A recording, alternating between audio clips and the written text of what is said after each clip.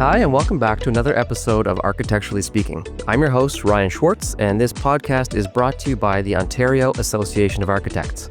With each new episode, we pull back the curtain to give you a look behind the scenes with architects and other design professionals to explore everything related to architecture from sustainability, design, construction, city building, and so on. So today we'll probably touch on a few of those topics because we're talking about adaptive reuse and heritage buildings.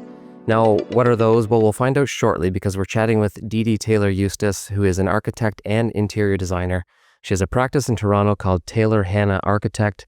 She's been involved with a few architecture schools in Ontario, helping to inspire the next generation. She's hosted Love by Design on HGTV. She has a few columns in national newspapers, and she's appeared on the Oprah Winfrey Show a few times, among a handful of other shows. So Dee Dee, welcome. Thanks for taking time out of your busy media schedule to join. Oh, thank you. So as far as architects go, it seems you've had kind of a unique path. I don't know many architects that have been on TV, let alone Oprah.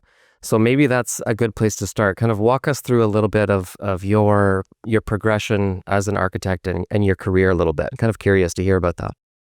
Gosh, how long do you have? This could take a while. No, I'm not going to go back so far. But I went to University of Toronto, and I was one of 10 women in a class of 65. And today I'm involved in the University of Toronto Faculty of Architecture and the Laurentian School of Architecture. And it's about 50-50, Ryan. So back then, it was just, there weren't a lot of us. And so graduating, Toronto Society of Architecture Award, and then went on to do my apprenticeship. I wrote my 13 NCARB exams, got them all in one setting. And 3 years after that, opened up my own practice. So I am celebrating this year 35 years in business. And Nice. so what happened with me is I love towers. So I ended up going to Crang and Boak, then working with Michael Kirkland.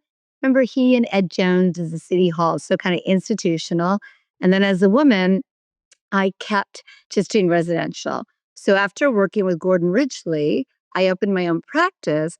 But what was really kind of amazing about that is that I started doing media. So I started in every design show known to mankind. And my sister, Mary Jo Eustace, had a show, What's for Dinner? So she got me on everything. And it just turned that the HGTV show I did in Canada got bought by the US. So when I went live on Oprah, we fed out to 27 million people. So from there, I came back. I was the design expert for the Globe and Mail for a couple years.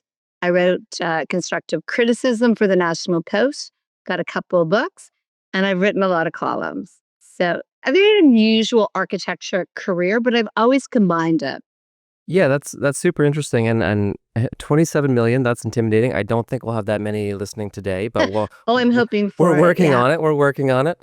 Yeah. And you've, reading through your bio, you've done quite a bit of charity work and giving back to the community and whatnot. So that's kind of a nice little segue into adaptive reuse because it's almost like you're giving back to a building. So what is adaptive reuse? What are we talking about? So adaptive reuse is truly sustainability in a larger format. So think of building typologies. So right now, most people, my kids tell me nobody over 40 goes to work on a Friday.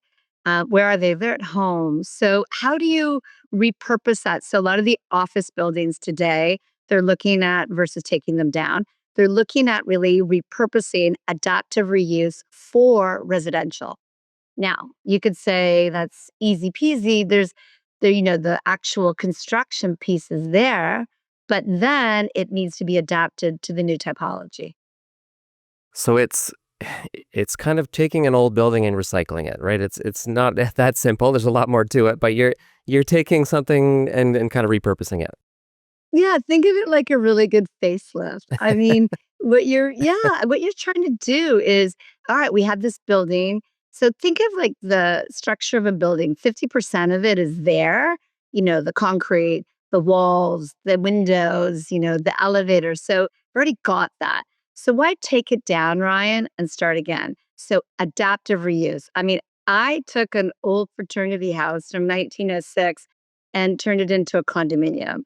And so that in itself is just sort of, yes, it still was residential, but it had a whole new set of regulations. Yeah, and that's interesting that that was residential to residential, because when I think of adaptive reuse, there's a lot of other different directions you can go too, right? Oh, completely. Like you could, some common ones that maybe come to mind for people are taking an old warehouse and putting in artist lofts and that kind of thing. So, like you said, our buildings and what we need from them have really started to change and evolve. And Yeah. And you have to look at, so when you mentioned the artist loft, so what that construction was post and beam wood, right? So really big spans and really tall ceilings. So great for light, great for so many different things in that kind of, I think of a candy factory in Toronto, but think of factory builds. So once you have that span, you can do infill. What's great about some of these old buildings, the one that I was talking about was 1906, but it was triple masonry. So triple masonry wall is like a thick load-bearing wall. And we built the structure inside. Today we do a lot of veneer walls. So, you can't have as much structural flexibility. But it goes on and on. Think of all the houses that are restaurants and doctors' offices. And, they take a great old house and they do a glass box on the back, and it could be a medical, surgery element. So truly the sky's the limit. The question is why and where. yeah, and I'm sure it's always evolving. Like I was just thinking of the COVID pandemic, and everyone's working from home, like you said, on Friday afternoon. Instead of working downtown at the office, you're working from home. So a lot of those offices downtown are, the vacancy rates are a little higher than they have been historically. So there's been a push, I know, in certain cities to kind of repurpose some of those office buildings into residential as well. Have you any experience with that? Completely. So I was involved as the architect and the interior designer for a building that was office. Then they put 9 stories on top of that building and kept the office below and kept the office running while they did construction. So that's when I said where and why, it's okay, we're going to do this, but it's not like, Ryan, you can kick everybody out for a 12-month period, right? And then sort of take over it. So there are new methodologies of construction. And I think intolerance too, because let's say you're all living in a condo and all of a sudden everybody's working on a Friday afternoon. So those bylaws have to change. People have to understand that, there is a there is a new repurposing, a new adaptive use. So one of the cool things I think in buildings is they're making a communal kitchen, or they're making a communal boardroom, or they're making somewhere people can leave their actual space, right? And then do what they need to do within their structure.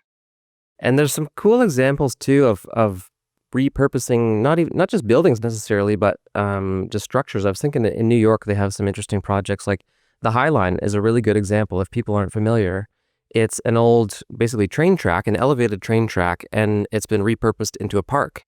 And I know you've been spending some time in New York as well. Have you been there? Have you been to the High Line? Yeah, yeah, yeah. I Yeah. lived in New York for a year, and it's where I wrote a book that Life, Love, and Design, Dee Dee Rules, which was interesting. I wrote 365 rules, one for every day of the year, based on really broom typology. I mean, silly things like, how many chandeliers need in terms of how long your table is, et cetera. So yes, so the High Line, what's great, I can't believe they don't let dogs on it, which Oh, I is didn't know weird. that. Yeah, that's too It's bad. weird.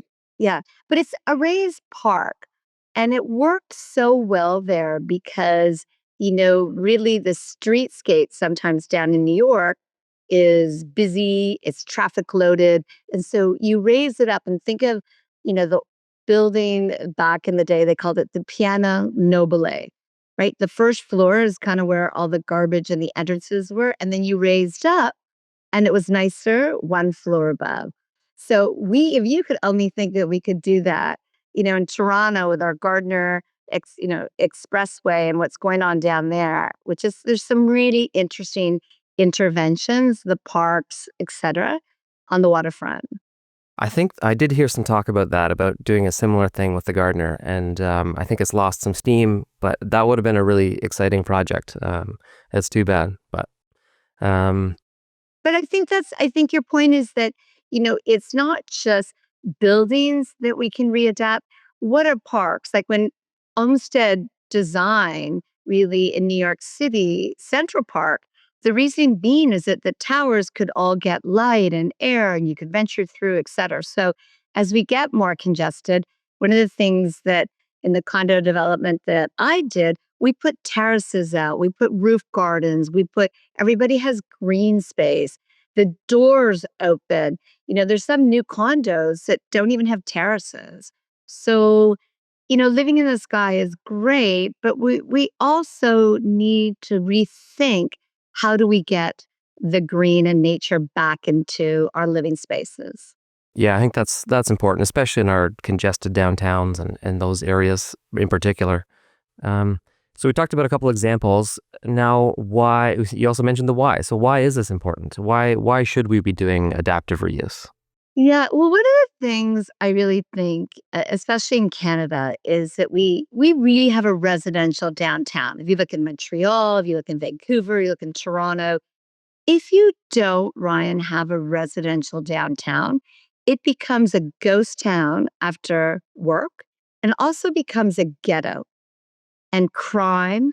And I think one of the things that makes Canada so successful as a country is our mix of residential, of office, of different typologies of living. You can have homes, you can have condos, and they sit right beside each other and they coexist.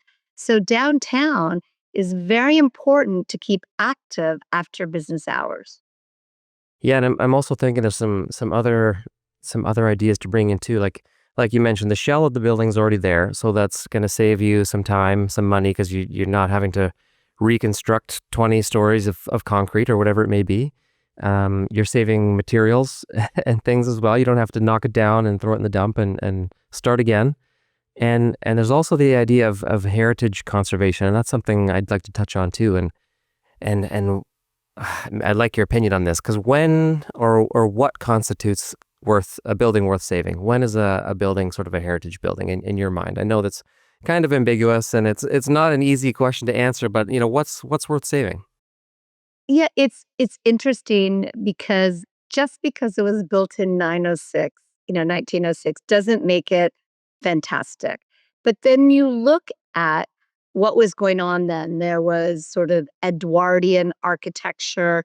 There was more, I would say, colonial architecture, and then weirdly you had Frank Lloyd Wright doing a whole bunch of different kind of prairie pieces. So there there are designated architects and architecture that are fantastic examples of those times. So heritage in any policy format should look at that criteria. And sometimes it's, we developed the condo, we kept three walls of a 1906 building and preserved, but the back, and they like this with heritage. When you add or modify, you can tell the changes. So I don't believe in kind of rip off historicism. I don't think that we should be throwing down neoclassical looking buildings that look like from 1906.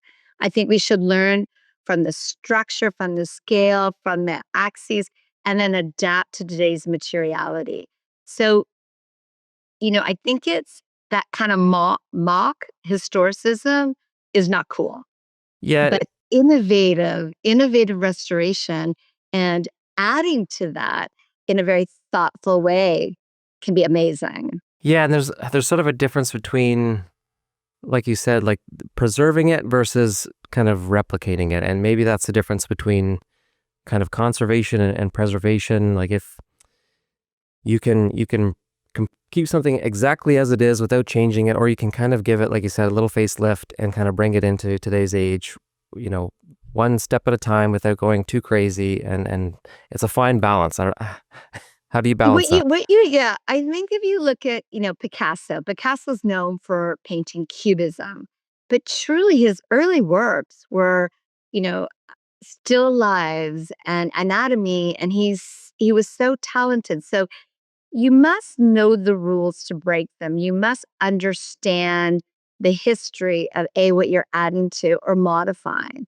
And then you can have a real discussion, right? So there's no point just, and oh my gosh, sometimes saving these buildings, they they're not going to last. It's like a big old oak tree. They're so fantastic, but everything has a shelf life.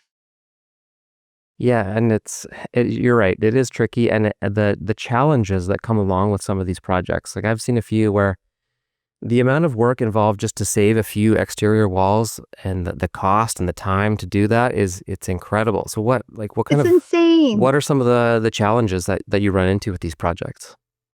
If you could believe this, I have to say the chimney right now on a 1910 house, and I need to remove it from the inside except above the roof. And I'm just telling you, between the steel, the structure, and just to watch it up top to see what happens to it, it's actually it's not smart because it really net doesn't affect anything.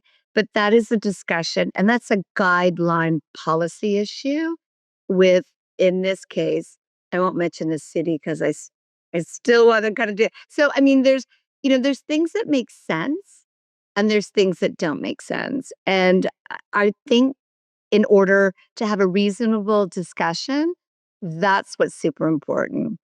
And you make a good point. It is a kind of a blurry line between what should be saved and what, shouldn't be saved and who is making that decision. Can you, without like you said, naming the city, like who is kind of involved in this process? Like So who's making these yeah, calls? here's the process. So if you have any kind of building that has been deemed historical or in a heritage area, there is usually that particular city or town will have a heritage department. And so you make your application, you draw what you think you'd like to keep and not keep. You apply to them. Then the planning department might get involved.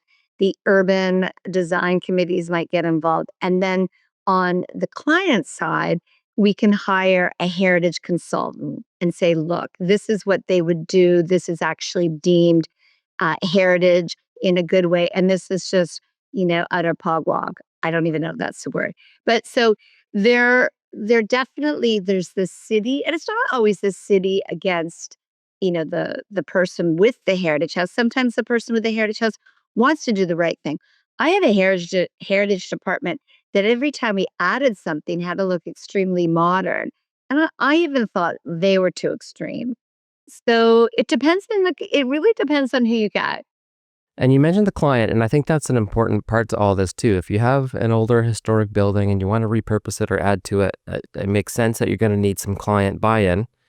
What's your experience with that and having clients, do you have to convince them to buy into this kind of process, or are they excited for it?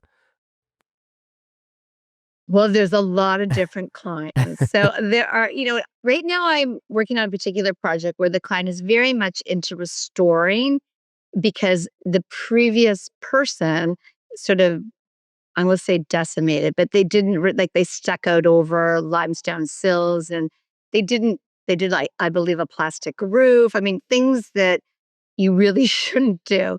So that's more in the restoration. Also, a client may really not want to maintain that. So how can you go about being clever about that and satisfying the client's needs? Anybody who buys something in those districts are subject to that, and they're aware of that. Yeah, the complications that come with that. Um, let's shift gears and talk about sort of sustainability for a second, because I think that's a big part of this too, especially maybe not so much with the houses and smaller projects, but certainly when you're getting into warehouses and towers and things like that, and the waste and the demolition that can be saved by reusing these buildings. Do you have any thoughts on kind of the life cycle of these buildings and how this can be important for environmental Yeah, I mean, sustainability? there's so many different factors today because in terms of where people are building, keep in mind these factories usually were out by themselves, right? Or they were in an area that there weren't other buildings. So all of a sudden, when other buildings are in close proximity, you can look at Surfside in Florida. you get hydrostatic pressure below grade, right? So what are the foundation walls from these old buildings? So one of the things, they have been sitting there for 100 years, and typically they're not parged, they don't have waterproofing. They've been breathing and they've been performing. So what you can't do necessarily is put our new ways of building on these old foundations. So we use a couple of different building science companies to look at that. Because the worst thing you can do, like one of the best things about any building is it breathes. Like think of an office building that's Stuffy. sealed up hermetically. Yeah. And there is no airflow. So what you're really trying to do, like a good old cottage, like that the water, not the water, but the air flows through and it dries out by itself. If the rain comes in the window, it's got airflow. So those are really important things, right? About sustainability is how to sustain it. You don't have the carbon footprint, right? In terms of taking it down to, well, demolish. But the thing that's so expensive today are any kind of removal, demolition, and truly garbage fees, but also garbage impact. Where's it all going to go? Exactly. Yeah. You're just throwing it away. Yeah, but it's got to be trucked out. It's got to go somewhere. It's got to be separated. I mean, again, I wouldn't mention the city, but they separate the concrete from the steel from the glass. I believe it all goes in one area. It comes out, it comes out separate and goes back in the thing. So I do believe, though, for sustainability is that it's not just using today's materials and solar and wind. It's looking what you have, what kind of bricks, stone, glass, wood, and really being mindful, what can be reused? What do we really think of taking off a beautiful cedar deck and repurposing it with composite plastic? It's going to be there And forever. it's not quite the Going to be same. hot on your feet.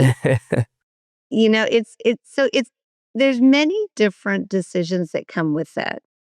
Yeah. And then yeah, So sorry, go ahead. I was going to say, and then the sustainability, recyclability people sometimes think these composites are great because they're made from recycled materials. But there's something about real materials, whether it's, real slate versus a plastic slate, that just doesn't it feel better? Like it's, And there's something about those historic buildings that people love too, right? It's that character and those that I hate to use this word patina because I know that's a very architect word, but it's kind of that sort of life that is given to materials, or over hundreds of years or decades, when people are walking on wooden floors and touching handrails and rubbing up against the stone yeah. walls, and it And just I love that word. You can say worn or patina, but when you walk down a stone stair in Rome, and you can actually see the the wear and footsteps. tear on the Yeah. step, right? And there's something about that. And then there's something about also the intervention of the new. Like in this one project, it's this historical building, and then we did this amazing black metal steel stair that needed a railing, and that sits in and goes and surpasses the windows outside, stayed the way they are. So some of the windows are kind of at your feet, some are a little bit higher up. But it's the juxtaposition of the two elements that actually makes it beautiful. Kind of brings it up to speed. Yeah. Yeah, it's an interesting choice when you're walking through an old historic building like that and kind of picking and choosing what should we keep, what should we get rid of, what do you want to sort of emphasize, and it probably you see some of that, coming back to HGTV, you see some of that with these new design trends. People want the wood plank floors again, and they want the exposed beams again. So I think there is a push towards that historic character that a lot of new buildings just don't have. Yeah, and I think, you think of, yeah, you can think of, you step one even further and you think of an old building with unbelievable embellishments, whether it's plaster and unbelievable cornices and whatever lighting up. And then you have this modern, kind of modular sofa and really low rise cool chairs. And how we live today in amongst these historic structures, I I think there's great scale to that. And that's, when you're really playing with history, you're playing with symmetry or asymmetrical, axes, which are things are in line, or things, you know, basically you walk into a wall, turn right, and then you see this peak in the garden, or you're walking right into a garden. So there's all these sort of things that historic buildings have, the rhythm of the window. So that's another thing. So surprise element is great, and living with history. And I think it's super cool to live with history and have a brand new thing right beside it. And when you see those embellishments, those little, plaster embellishments and carvings, things like that, we don't build like that anymore, right? We don't see stone gargoyles and carvings and that kind of stuff because it costs too much. So those are the kinds of things that are kind of nice to save, right? Because you don't see them anymore. Yeah, there's an interesting thing about cost is that we can all decide where we want to spend our money. So I might buy a great book, you might buy a great piece of art, and somebody else might decide that, their wood floor is super important. So I think we can and we do build with enhancements and embellishments, but they're probably more of today, Ryan. What is your embellishment of today? And I think probably gargoyle would be the first thing that comes to mind. But to be honest, some people do, right? Yep. And going back a little bit, you mentioned the challenges of working with an old factory and the foundations, and I think that's an interesting point to touch on that a lot of people don't think about when, say you're converting an office tower downtown to residential. And it seems easy on the surface. Like you have a giant building, there's floor plates, it's all set up. But there are some serious challenges converting something like an office to a residence or a series of residences, condos, something like that. Any thoughts on. Oh my God. Well, it's a big topic. So you have to look at an office building has a center core. And from the center core, it has about 25 feet, kind of the corridor, 25 feet to the exterior, basically skin. It's usually a skin, it's a veneer skin. It's not usually a load bearing. And all the water and all the electrical comes up that middle core, right? That's just think of that. Then in a residential building, you have basically walls and shafts that bring up toilet pipes and water pipes and electrical cores. So all of a sudden you take this office floor and you start converting it. So then you need to introduce where the water, where the electricity is going to be for these individual units. So it's kind of like taking a block of cheese and making a cheese grater. So you're making all these holes, and then you all of a sudden have to basically put the suites together in such a way for exiting and fire, et cetera. So it's sometimes in the building example that I gave you it was sometimes easier to put more residences on top. You have a really free flow. But for example, there's a building in Toronto, the Imperial Oil building that they converted to residential. And it went very well. It's just you have to be and understand as a developer of that there is some wasted space and it's more expensive. But what was cool, for example, on the 14th floor where they had the boardroom, et cetera, the 14th floor of that building is spectacular. And so is the penthouse before they put the glass box on. So as much as there are challenges building, you get these really beautiful, I call them surprises, but you get these beautiful pieces that would not necessarily get if you just kind of 10 feet, 10 feet, 10 feet, 10 feet for a residential Yep. tower. Yep. Yeah, because sometimes those constraints can lead to a kind of a nicer outcome sometimes. But they must, you are changing. Thinking said to me, well, let's take an office building and make it into a performance hall, a music performance hall. Yes, it could be done. You would remove, let's say, 3 stories and you would box and build that. So, yes, there is value in the concrete, the steel, and the glass that exists on a site. And then there is a basically a feasibility study to tell you what economically makes sense. So, what other projects are you working on right now? Any other adaptive reuse or any projects from the past that you want to touch on?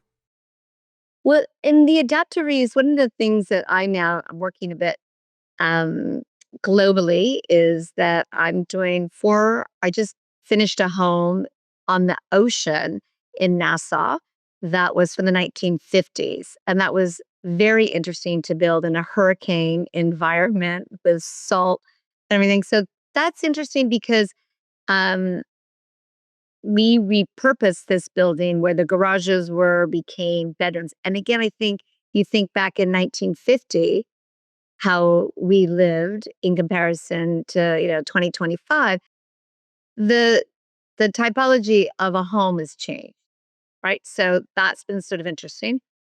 I've also got 4 new homes that I'm doing on the island of Bahamas. That is about materiality, and you're building on an island, so maybe they're not adapted. But another thing, Ryan, especially, hot topic today is how materialities get to us. Yes, How definitely. does metal, glass, wood arrive to a small island in the Caribbean? Or how does it get to a northern city? Or how does it get even to, a downtown when we now can't look? We have to look internally to our own supply chain, and we need to look further away from our southern neighbor. So we are going through a massive rehaul of, and I think it's great for Canada. We are buying locally. We are rethinking how we build. Yeah, and where these materials come from. Yeah. It's Um, really important these days. Absolutely. Yeah. And I mean, that's Nassau. Tough to get materials there, but probably a nice spot for site visits. So there's some some pros and Well, you cons. know what is crazy? I mean, here's the thing that you might not even know is that there are ships all the time that leave the port of Montreal, Canada, right into Nassau. There's a whole shipping industry out there that exists for all this flow of material. And so that's the kind of thing that you learn. Another repurposing is planes and boats, because a lot of boats that are from, I don't know, let's say 1990, they're repurposed all the time. Like if you've got a steel structure in a plane or a boat, or those are always being adapted and reused and repurposed. And in fact, there is a category, this is off topic, in the super luxury world of yachts, just called refit, because Upgrading what's there, or maybe not upgrading, but probably upgrading, but no, they updating. strip them, Yep. updating, because so many new pieces of technology. And I think that you go back to the machine of living in adaptive reuse. We live very differently today than we did even 20 years ago, and we will 20 years from now. Totally. Do you think there's something to be said for, say, you have a new project and maybe it's a bigger one downtown somewhere? Is there something to be said for designing for future adaptability? And sometimes I don't think we were thinking that far ahead. And I don't know, is that something that you see? Like if you're building something and this is going to be in 50 years, it's going to have a different purpose or different function. Maybe we should build it flexible in a way that's flexible so that it can be sort of reused in a different way if it needs to be. Right. So I think I have to quote, in the first year architecture course in University of Toronto, there was this kind of crazy professor, and it was all about a parking lot. So there's a parking lot, and then people drove their cars there. And then at night, they turned their headlights on. And then it became a dance floor. And then after people kind of pulled out and the stars set, then, a couple cars were left over, and, it became just sort of a rendezvous spot, a great place to be. And then the morning came again, and it was a parking lot.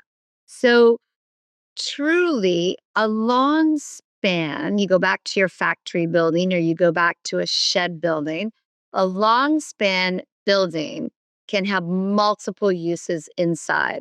So I'm working with a USC architect grad that works for me, and he has developed a program in AI, artificial intelligence, to look at future buildings from a climate standpoint to see what type of materiality should be used on different facades. What's really important is that, especially in Canada, the north is very different than the south, southwest, the heat buildup, et cetera. So he's doing an entire just AI program to do an analysis of that. And I think, Brian, that's what we'll see in the future is okay, yes, adaptive space reuse, but what materiality can be adaptive for the future?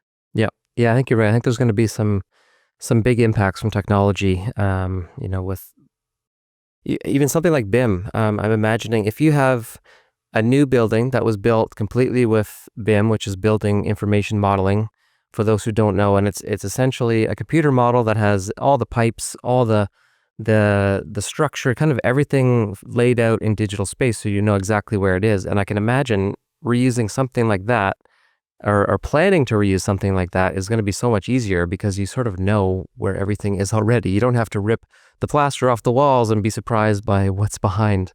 Uh, Here's what's really interesting about the architecture profession is that, uh, we go to school, we go to university, and, we get our degree, and then we write our boards, and then we practice.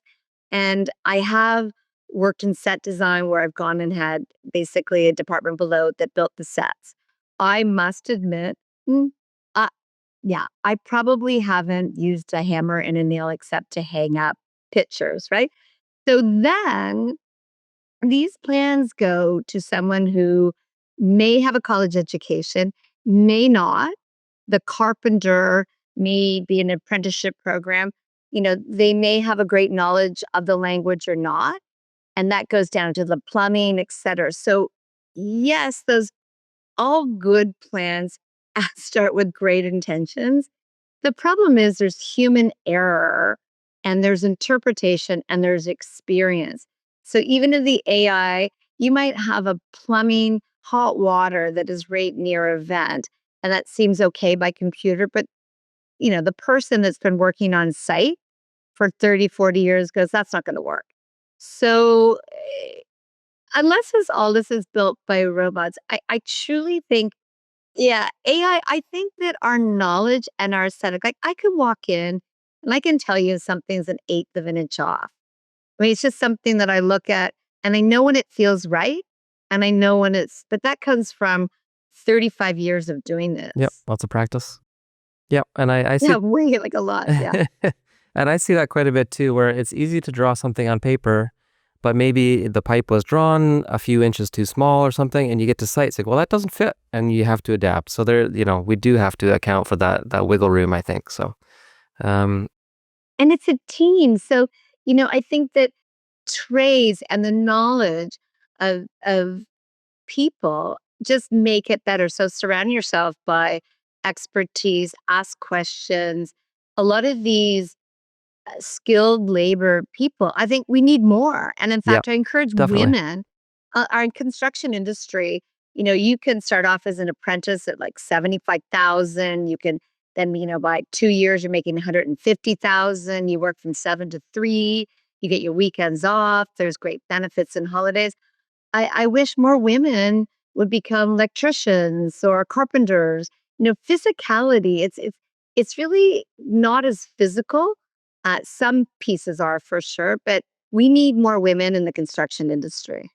Yeah, I'll second that, and we're gonna need lots of people in those trades. As people move on and retire. Um, You can do very well as a tradesperson. I mean, oh, for sure. that's just a sole practitioner. If you all of a sudden have a plumbing company or electrical company, a drywall company, the drywallers make out very well. They do, right? So I think that that's something, again, that we need to look at our own skilled labor force. And that is all about adaptive reuse, right? That knowledge pool is so essential. we've touched on quite a few things here. Is there anything that you'd like to mention that we didn't get to? Anything you'd like to touch on? I would just say that, architecture as a profession it's a long game. And I always say it's a privilege to work. And so, I got into architecture from my love of fashion and almost always writing perfect math exams. I don't know, I've got this logical linear brain. But also the interior design portion of it is so interesting and important to understand, how those two melt into one. And as of late, I've been doing a lot of development and also, I think, to engage in your profession and get involved. So I think that, I don't think we talked much about really what the profession of architecture, we started off saying that I had a real mixed bag. And I truly believe you can carve your own niche in that. And you can be really the jack of all trades, no pun intended. But it's a large field. I mean, I've also spoken at Women of Influence. I've mentorship. I've got a couple scholarships.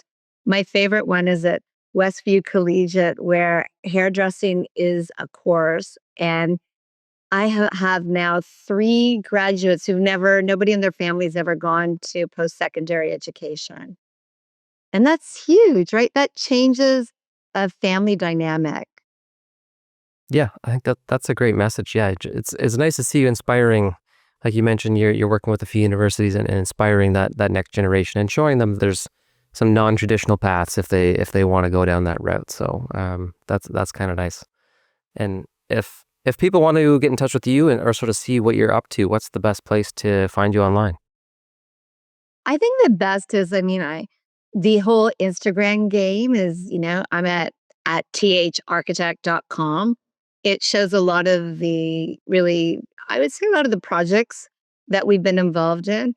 And after 35 years, I think I've designed everything from honestly, like I said, just planes and trains and automobiles. We've done amazing developments, restaurants. I have to throw in jewelry and plates. I know that seems a bit off, but once you're in that design aesthetic, I think, Ryan, it allows you to explore many different avenues. We also had a fashion line that was really interesting.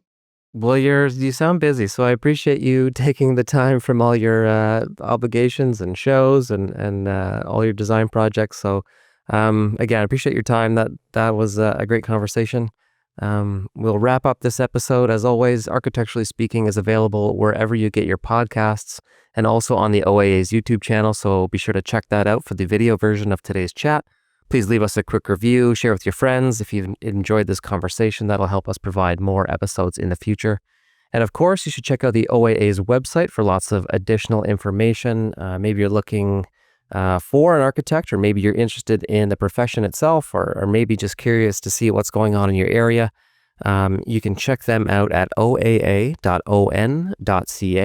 So until next time, thanks for listening. I'm your host, Ryan Schwartz, and this has been Architecturally Speaking. Bye for now.